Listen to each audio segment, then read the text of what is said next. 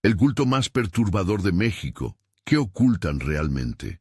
Esa frase no es una provocación vacía. Es la pregunta que persiste cuando se revisan los expedientes, los recortes de prensa y los testimonios dispersos que sobreviven de un suceso ocurrido entre 1961 y 1963 en un pueblo rural remoto del noreste mexicano. Lo que circula en Internet hoy mezcla hechos, errores de ubicación, añadidos sensacionalistas y, con frecuencia, conclusiones que no resisten el escrutinio de las fuentes primarias. Mi propósito en esta investigación es separar lo verificable de lo añadido y poner en contexto cómo una comunidad aislada fue transformada por promesas religiosas, manipulación y violencia. A comienzos de los años 60, en una localidad que las fuentes contemporáneas y las posteriores identifican con variantes de un mismo nombre, Yabbua, Yaba, Yabahualá, y cuya localización exacta sigue siendo, en lo documental, indefinida, llegaron dos jóvenes, una mujer llamada Magdalena Soles y su hermano gemelo, identificado en distintas fuentes como Elazar o Alizar Soles. Así comienza la historia que, con el paso del tiempo, se ha convertido en leyenda urbana. Desde el primer momento, sin embargo, los reportes de la época revelan una dinámica concreta: forasteros que se presentan como poseedores de un saber religioso especial, que explotan la hospitalidad de poblaciones campesinas y que usan ritos y símbolos para consolidar autoridad. No se trata simplemente de un cuento de terrores, es, según lo que muestran periódicos contemporáneos y declaraciones de las autoridades, un proceso de captación y control social que escaló hasta la violencia extrema. Para entender por qué esa comunidad fue vulnerable, conviene ubicarnos en el contexto. El espiritismo y las prácticas sincréticas tenían una presencia consolidada en muchas regiones rurales de México durante el siglo XX. El país atravesaba, además, transformaciones sociales, caminos precarios, acceso limitado a servicios judiciales y médicos, comunicación lenta con las autoridades centrales. En esas condiciones, relatos de curaciones, comunicación con los muertos o promesas de revelación podían adquirir una fuerza persuasiva extraordinaria cuando venían acompañados de teatralidad y una figura carismática. La llegada de unos forasteros bien parlantes y seguros de sí, que hablaban el lenguaje de lo sobrenatural, no era en sí misma inédita. Lo que marcó la diferencia fue el método de consolidación que emplearon los hermanos Soles. Las crónicas describen los primeros episodios como relativamente inocuos. Los gemelos pidieron hospedaje y alimento, se hicieron pasar por religiosos o iniciados en una tradición superior y realizaron pequeños rituales en los que combinaban música, cantos y gestos teatrales. Con el tiempo, insertaron en esas ceremonias lo que testigos posteriores llamaron una pócima. Es importante precisar: las fuentes contemporáneas y los relatos judiciales no pueden probar químicamente la composición de esa mezcla.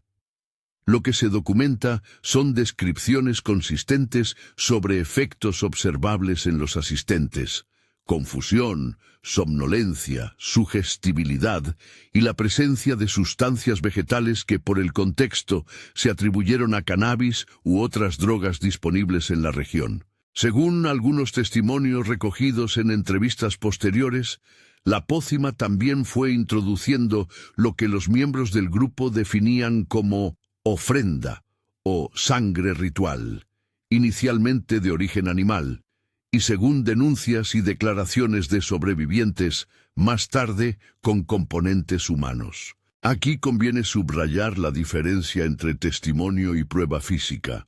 Muchos de los relatos sobre la evolución de la pócima provienen de testimonios de exmiembros o vecinos, mientras que los informes de policía encuentran evidencia de rituales en el lugar del templo y restos que fueron analizados en el contexto de la investigación. Esa dualidad entre testimonio y evidencia es uno de los nudos que complican la reconstrucción. La teatralidad de los rituales era deliberada. Las fuentes describen vestimentas con plumas, pinturas en el cuerpo, cánticos y dramatizaciones que buscaban crear una experiencia colectiva intensa. Ese teatro ritual cumplía dos funciones. Generaba asombro y simultáneamente una realidad compartida donde la autoridad de los líderes quedaba reforzada. A partir de allí, los hermanos Soles comenzaron a seleccionar o a atraer a seguidores dentro de la comunidad.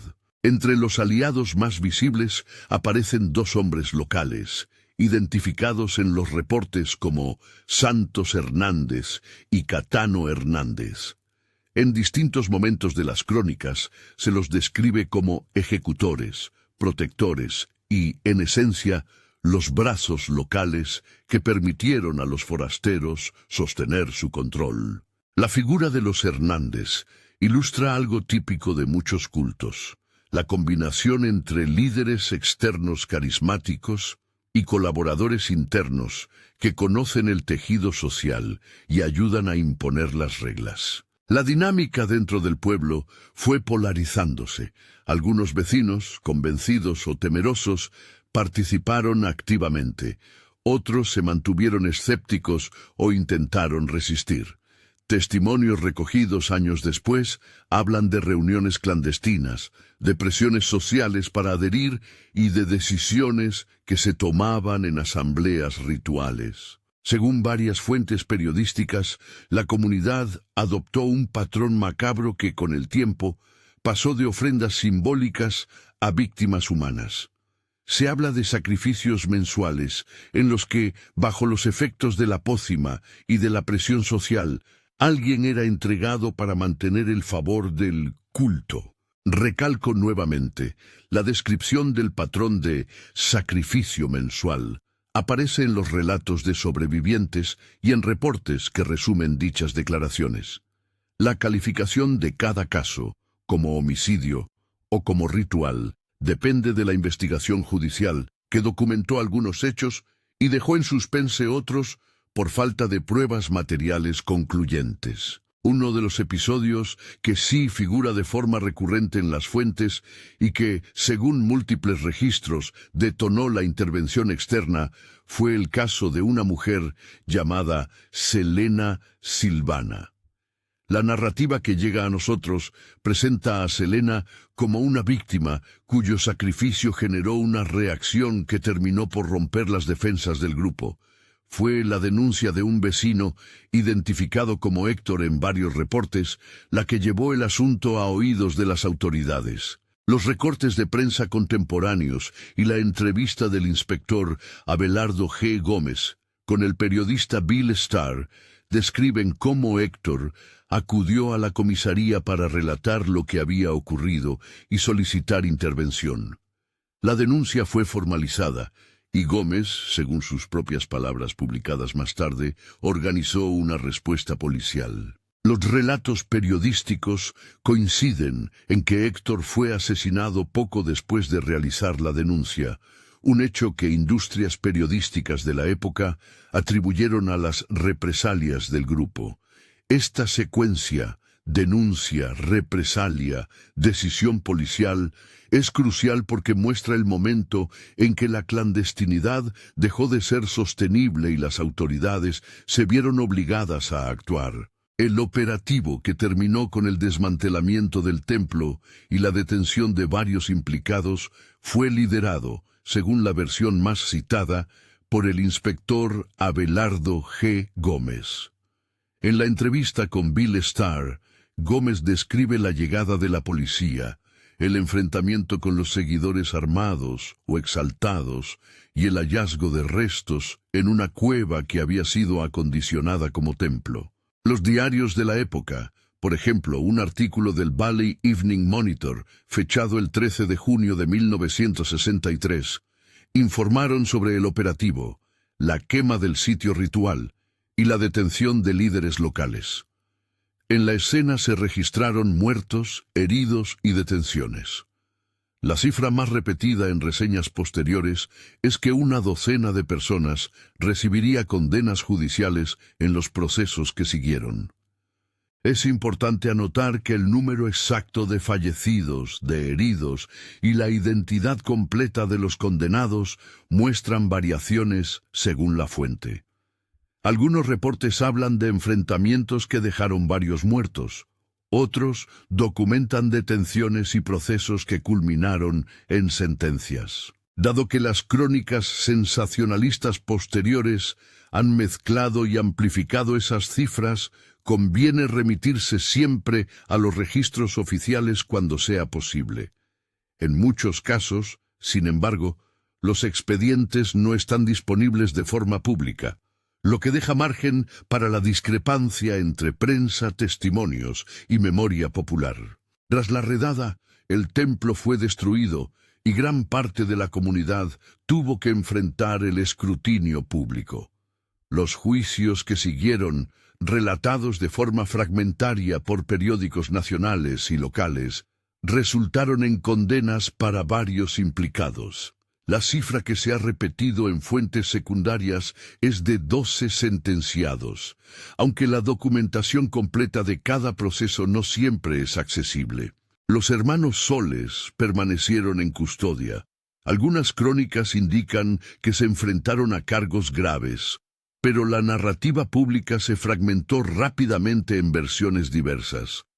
A partir de ese momento, el caso empezó su vida en la prensa sensacionalista y décadas después, en Internet, donde variantes de la historia circulan con aditamentos que las fuentes originales no recogen. Aquí es donde vale detenerse en el fenómeno de la post-factum mediática. En los años siguientes al operativo, la historia fue recontada en revistas que buscaban explicar lo inexplicable, entre ellas publicaciones dedicadas a lo paranormal o a lo extraordinario. Un ejemplo, la revista Fate y otras similares reprodujeron la historia mezclando testimonios, especulaciones y una narrativa que buscaba impactar. A partir de los años 90, y con la llegada de la web, bloggers y sitios de misterio adoptaron y amplificaron esos relatos. En ese proceso se añadieron detalles que hoy se reproducen sin verificación, omisiones sobre el hermano gemelo en algunas versiones, localizaciones trasladadas a estados distintos y con frecuencia lecturas homofóbicas o sexualizantes que no aparecen en los expedientes judiciales ni en los reportes contemporáneos. Es fundamental subrayarlo. Afirmaciones sobre la orientación sexual, la vida íntima o supuestos abusos que no estén respaldados por evidencia judicial o por testimonios verificables deben ser tratadas como añadidos de segunda mano y marcadas como tales. Muchas de esas versiones posteriores reflejan prejuicios contemporáneos de los autores más que hechos probados. Otro punto problemático es la difusión de errores geográficos y de nombres. Mientras que la prensa anglófona de la época tiende a usar ciertas grafías para el lugar, a veces mal transcritas, las fuentes hispanas posteriores han vinculado el caso a municipios de Tamaulipas como Villagrán o Delgado. La multiplicidad de toponimias en los distintos reportes obliga a catalogar la ubicación exacta como indefinida a nivel documental. Hay una certeza en la región aproximada y en el ambiente rural del noreste mexicano, pero la ortografía y la referencia administrativa exacta varían según la fuente. Esa ambigüedad geográfica fue explotada por los relatores sensacionalistas que mezclaron realidades distintas para crear una historia más contundente de lo que prueban los documentos originales. El proceso de construcción de la memoria pública en torno a este caso revela dos peligros. El primero, que la prensa sensacionalista y algunos libros posteriores tiendan a deshumanizar a las víctimas para hacer más atractivo el relato. El segundo, que la reescritura con adiciones fantasiosas termine por ocultar la responsabilidad institucional y social que permitió que los hechos ocurrieran. Cuando leemos la historia sin cribar las fuentes, es fácil quedarse con la versión espectacular. un templo de sangre en una cueva, sacrificios mensuales y líderes endemoniados. Pero la reconstrucción documental nos recuerda que detrás de esos titulares hubo una comunidad real, gente con nombres, relaciones y pérdidas. El verdadero horror no está en las imágenes que la imaginación crea, sino en cómo el aislamiento, la manipulación y la impunidad derivaron en violencia tangible que para muchas familias significó muerte y trauma. Volvamos, entonces, a la pregunta del título. ¿Qué ocultan realmente todas esas versiones que circulan? Ocultan, en primer lugar, la complejidad del proceso social que permitió el surgimiento y la consolidación del grupo. Rara vez se trata solo de maldad individual. Casi siempre existen condiciones estructurales, aislamiento, pobreza, precariedad institucional, que facilitan el poder de los líderes carismáticos. Ocultan, en segundo lugar, la fragilidad de la memoria cuando no se trabaja con fuentes primarias. Testimonios posteriores, revistas sensacionalistas y ediciones sin cita en Wikipedia han moldeado una versión que a veces sustituye a la documentación contemporánea. Y ocultan, además, el daño que provoca la especulación. Convertir un suceso judicial y policial en narración de horror puro equivale a borrar a las víctimas detrás de una carcasa de mito. No todo en la historiografía posterior es error o adulteración. Hay investigadores, periodistas y familiares que han trabajado por reconstruir los hechos con rigor. La entrevista de Bill Starr con el inspector Gómez, por ejemplo, constituye una pieza clave para entender la perspectiva policial sobre el operativo. Los recortes de prensa como el del Valley Evening Monitor aportan la crónica inmediata. Los extractos de expedientes y las declaraciones recogidas en juicio ofrecen datos puntuales sobre detenciones y procesos. Mi recomendación para quien quiera profundizar es clara: consultar estas fuentes primarias antes de aceptar la versión más espectacular que circula en foros y videos virales. En la descripción de este video incluyo un listado con las referencias consultadas, precisamente para que el espectador contraste y evalúe por sí mismo. Al final, la historia de Magdalena y Eleazar Soles, de Santos y Catano Hernández, de Selena Silvana y de Héctor, y del inspector Gómez, no puede ni debe reducirse a un mito que alimenta la curiosidad morbosa.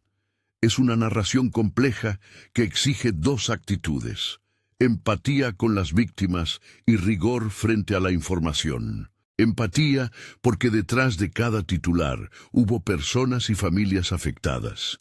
Rigor porque la reconstrucción responsable del pasado exige distinguir entre lo declarado por testigos, lo documentado por la policía y lo inventado por la prensa que buscaba vender ejemplares. Si hay una lección persistente, es que el sensacionalismo no solo distorsiona la historia, sino que también impide justicia.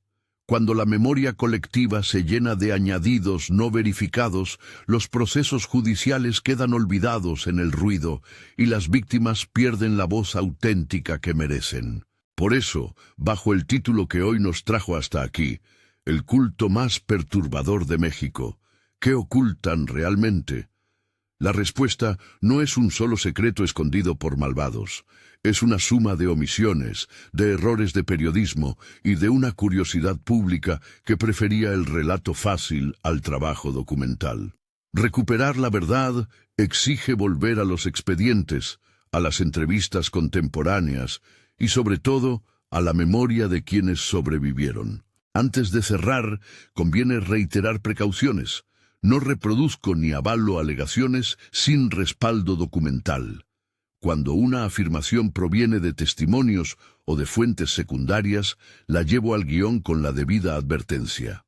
Asimismo, rechazo y contextualizo las versiones que introducen lecturas homófobas o sexualizadas sin base en los registros oficiales. El respeto hacia las víctimas y hacia el contexto cultural en que ocurrieron los hechos debe primar sobre la fascinación por lo macabro. Si te interesa seguir esta investigación y consultar las fuentes que utilicé, recortes periodísticos contemporáneos, la entrevista de Bill Starr con el inspector Gómez y la bibliografía secundaria que discute los errores de ubicación y las adiciones sensacionalistas, revisa el listado en la descripción. Allí encontrarás las referencias principales para que puedas contrastar cada afirmación. Y si valoras la verificación histórica, comparte este video con alguien que busque entender la diferencia entre mito y documento. El pasado merece ser contado con cuidado. Las víctimas merecen que no transformemos su tragedia en un espectáculo.